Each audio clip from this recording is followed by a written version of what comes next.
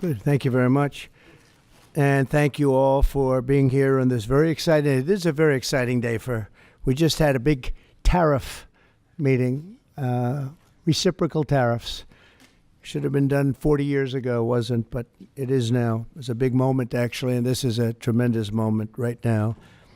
And it's going to be a real honor for me to introduce Robert F. Kennedy Jr., who'll take the oath of office and officially become our Secretary of Health and Human Services. Just as I promised last year, Bobby is going to lead a great national mission to make America healthy again, and he's going to do it. I think he's going to do things that will really make us very proud of this day. Like his father, Senator Robert F. Kennedy, and his uncle, President John F. Kennedy, Bobby has devoted much of his life to serving his fellow Americans in his campaign for president, and he was a very tough competitor. I did not like it at all. I said, let's get him on my side.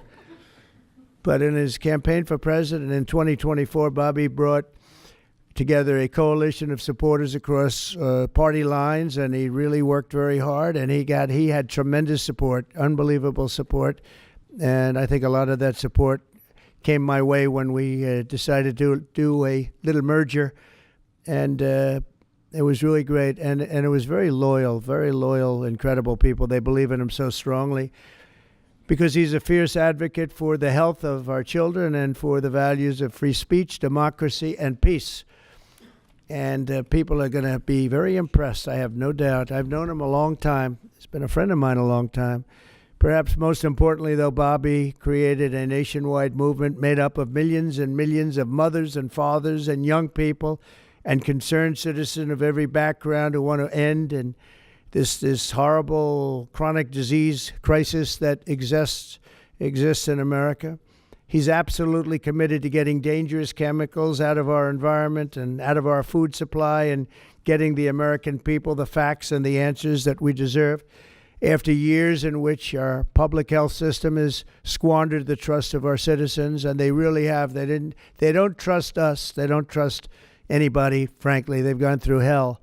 There's no better person to lead our campaign of historic reforms and restore faith in American health care.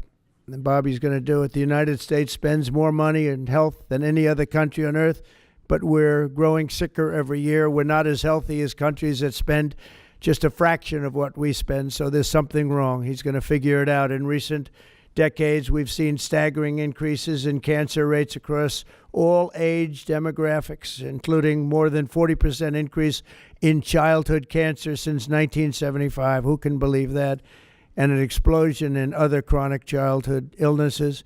Not long ago, 1 in 10,000 people, children, had autism. Now it's 1 in 36. Think of that. 1 in 10,000. 1 in 10,000. Now it's 1 in 36. Who can believe that? There's something wrong. There's something wrong. And I think it's something that can be found out. In 2022, more than 40% of children had at least one chronic health condition, and today nearly 80% of young adults do not qualify for military service, in large part for health reasons. Think of that, 80%. Something is wrong, and that's why immediately after Bobby is sworn in, I will be signing an executive order establishing the President's Commission to Make America Healthy Again. We have some great people on that commission. Chaired by our new secretary, this groundbreaking commission will be charged with investigating what is causing the decades-long increase in chronic illness, reporting its findings, and delivering an action plan to the American people. And it's going to be a plan that people are really waiting to hear. Bobby, I want to thank you. You've gone through a lot. It's taken great courage. You've been amazing, actually. I'd call him and say, you're going to be okay. And he said, I know, I really do. He's really been supported amazingly by Cheryl and his family. And it was very tough. It was a very nasty group of people that were after him, but he was tougher and he was smarter than they are. And that's why he's here today. There are very few people that could have withstood the assault, but he was able to. So I just want to congratulate you, and we have a very special person here to swear you in. A man that I think has done I think he's just an amazing man. As you know, his name happens to be Gorsuch, and he's a member of the Supreme Court in extremely good standing. He's highly respected by everybody. And I didn't know, are you two friends or something? Or did this just happen to be the justice? Did this just happen to be the luck of the draw? What happened? I reached out to him. Did you reach out? Well, you reached out to a very good man. So please, if you would, thank you very much.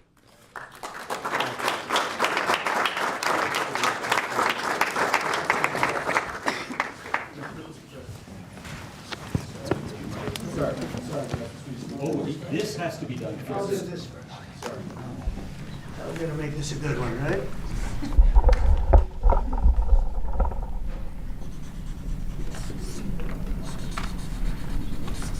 Okay, it's good so far, Bobby.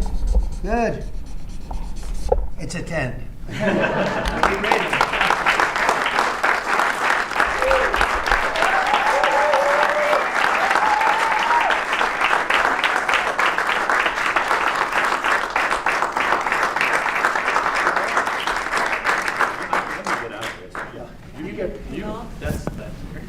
No, why am I in the middle? Go in there, get the kids in there, show in there. Oh, Get the- okay, the kids. Okay, I'm holding it. All right. Over here, please. All right.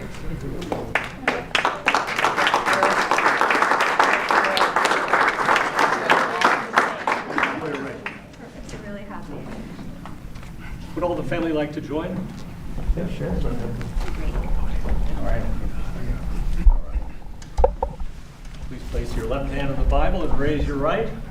Repeat after me. I, Robert F. Kennedy, Jr., I, Robert F. Kennedy Jr., do solemnly swear do solemnly swear that I will support and defend that I will support and defend the Constitution of the United the States Constitution of the United States against all enemies, against all enemies, foreign and domestic, foreign and domestic, that I will bear true faith and allegiance to the same, that I will bear true faith and allegiance to the same, that I take this obligation freely, that I take this obligation freely without any mental reservation without any mental reservation or purpose of evasion, or purpose of evasion, and that I will well and faithfully discharge and that I will well and faithfully discharge the duties of the office the duties of the office on which I am about to enter. on which I'm about to enter, So help me God. so help me God. Congratulations, Mr. Secretary.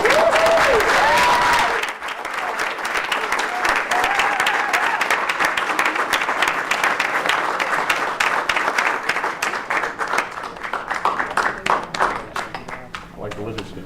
Oh, Bob, yeah, me too. I want to begin by thanking President Trump for giving me this extraordinary opportunity. And I want to introduce my family and thank them for being here. My wife, Cheryl, my cousin, Anthony Shriver, my daughter, Kik, my other daughter, Kira, Catalina Shriver, Joey Shriver, Jackson Hines, and Amaryllis Kennedy. Oh, and I want to thank all of you for your support and throughout this whole 2.5-year journey. My first time in this Oval Office was in 1961, and I came here to meet or 1962. I came here and I had a meeting with my uncle, who was president then, where we talked about the environment. He was involved deeply, as we all know, in restoring physical fitness in this country. He challenged at one point during his administration, he challenged Americans to do a 50-mile walk, which I ultimately did. But I remember the day that my father completed his walk. We were staying up at Camp David. And my father came in after 18 hours walking on the C&O towpath with his feet bleeding and blisters on them. My father had a bet. One of his best friends was Al Lowenstein. And Al Lowenstein ultimately was a congressman from New York who was assassinated himself in 1980.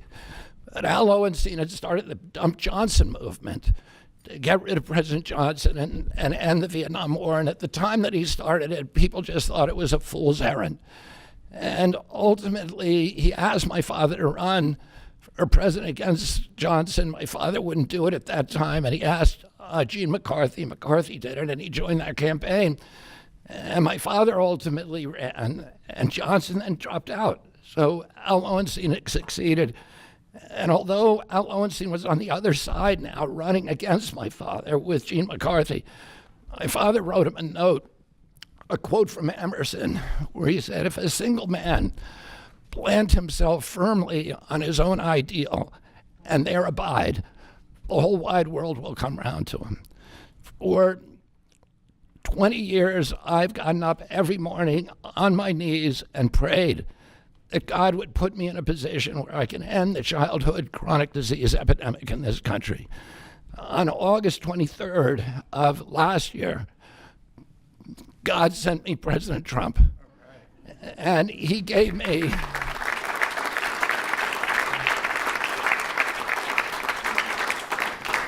he's now given me, he's kept every promise that he's made to me. He's kept his word in every account and gone way beyond it. I'm so grateful to you, Mr. President. A lot of people told me that I couldn't trust President Trump, that I better get it in writing. And we did a handshake, and everything that he told me he was going to do, he has done. And I'm so grateful to him, and I've told you before, I genuinely believe that you are a pivotal historical figure, that you are going to transform this country at a time when we see all of the indicia of democracy now in tatters in our country. We see the rise of the military-industrial complex, the rise of totalitarianism, these attacks on our Constitution, and this breathtaking epidemic that is disabling our people. President Trump has promised to restore the American dream in this country. A healthy person has 1,000 dreams. A sick person only has one. 60% of our population has only one dream, that they get better. President Trump has promised that he's going to restore America's strength. But we can't be a strong nation if we have a weak citizenry. If people are sick, 60% of our people are sick, 77%, as President Trump mentioned, of our children cannot qualify for military service. And we need a man on a white horse now.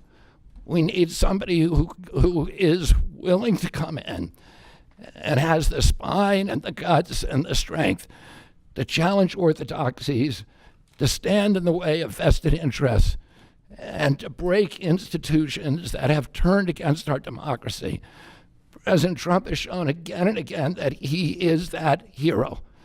And most recently, I greatly appreciate it, and I called you the day that you announced the termination of USAID. My uncle started USAID in 1961 for humanitarian purposes, to put our country on the side of the poor. It has been captured by the military-industrial complex. It has become a sinister propagator of totalitarianism and war across the globe. And very few people understand how sinister this agency really is. And President Trump saw that, and he stood up to it with a masterstroke. And we want to do the same thing with the institutions that are stealing the health of our children. We need a revolutionary figure, and you are that figure, and I'm very grateful for you for giving me this opportunity. I want to recognize some of the allies that I've had in this battle for a long time: Senator Rand Paul, Senator Ron Johnson, Senator Roger Marshall, Marjorie Taylor Greene, and Buddy Carter, who've all been champions of the MAHA agenda before I even came along. I'm very grateful for you for standing strong. Thank you very much, President Trump.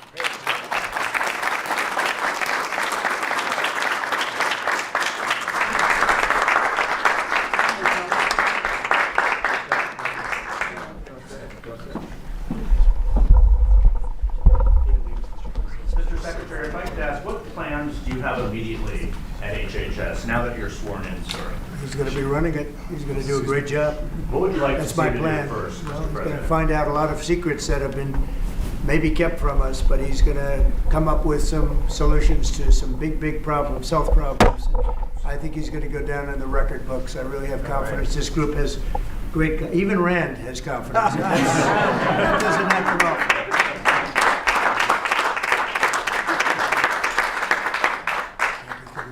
If I could ask you, Mr. Secretary, do you plan to fire anyone immediately, or what are your plans on day one, which I guess is today? Our plans are radical transparency and returning gold standard science to NIH, the FDA, and CDC, to ending the corruption, ending the corporate capture of those agencies, getting rid of the people on those panels that have conflicts of interest, so we can do unadored and unimpeded science rather than the kind of product that is coming out of those agencies today. Mr. Secretary, may I ask, how do you address concerns that some Americans may have about your stance on vaccine? When people actually hear what I think about vaccines, which is common sense, which is vaccines should be tested, they should be safe, everybody should have informed consent, people are reacting because they hear things about me that aren't true. They hear characterizations of things that I've said that are simply not true. When they hear what I have to say actually about vaccines, everybody supports it. All right. Mr. Kennedy, Kara Kashinova from Lindell TV.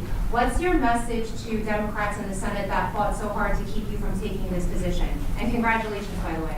But President Trump has promised to be the president for all Americans, and he has said to me that he understands that there's no such thing as Republican children or Democratic children.